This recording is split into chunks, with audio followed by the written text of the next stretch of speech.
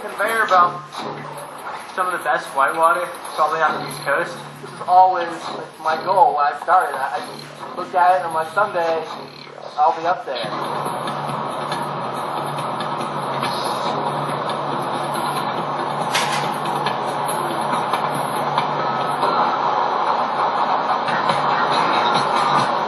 There's a lot of cool moves you can do in a kayak. I'm in a shorter freestyle kayak. You can do moves like cartwheels where you go end over end, and moves where you do like a front flip. Surfing is where you catch a wave. That's one of the most fun things we do here. You've got the gravity, which is pulling your boat down into the trough of the wave, and the current trying to push you back. And you can carve around on it and do different moves and stuff like that. It's awesome.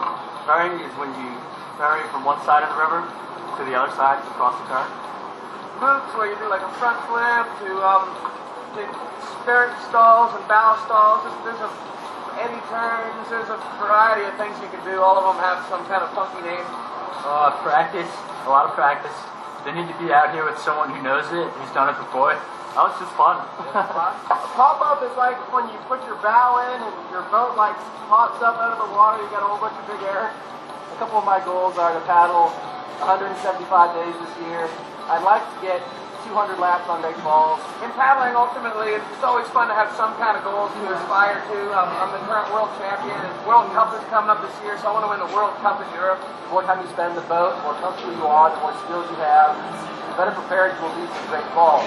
And my thinking going into this was I wanted to be over-prepared for Great Falls, because the rapids here aren't very forgiving. If you mess up, things can go downhill in a hurry. Full of undercuts. You get some pretty bad hydraulics. Great Falls will always be there. It'll be there if you're ready in 1 year, 5 years, or 20 years.